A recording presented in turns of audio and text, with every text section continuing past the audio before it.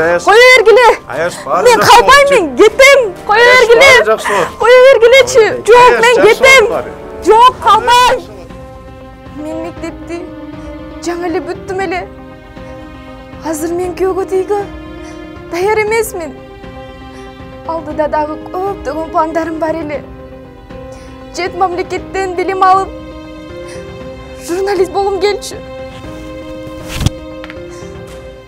Кыздын барар жери күйө. Ел караган бетимде жер каратпа.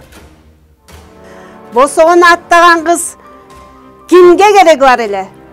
Кайтып келгенге болбойт. Кызым, каласың ушул жерде. Ай, биздин бала жакшынакай эле бала. Жакшы жерге келдиң, тектүү жерге келдиң. Биз деле ушинтип келгенбиз. Жап-жакшынакай эле жашап жүрөбүз. Сен менден башка эч ким керегиң жок. Сени ким алат деп ойлоп жатасың? Ойлонсоңчу я. Жок. Жок. Мени алып кеткилечи. Суранам. Калтырбагылачы мени.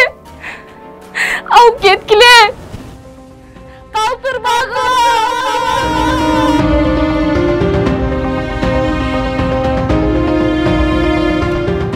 Жашы жетелек өспүрүмдөрдү мажбурлоо менен никеге тургузуу бул адам укуктарынын фундаменталдуу түрдө бузулушу жана ага дуушар болгон жеке адамдар гана эле эмес, жалпы коомдун сак саламаттыгына терең терс таасирин тийгизет.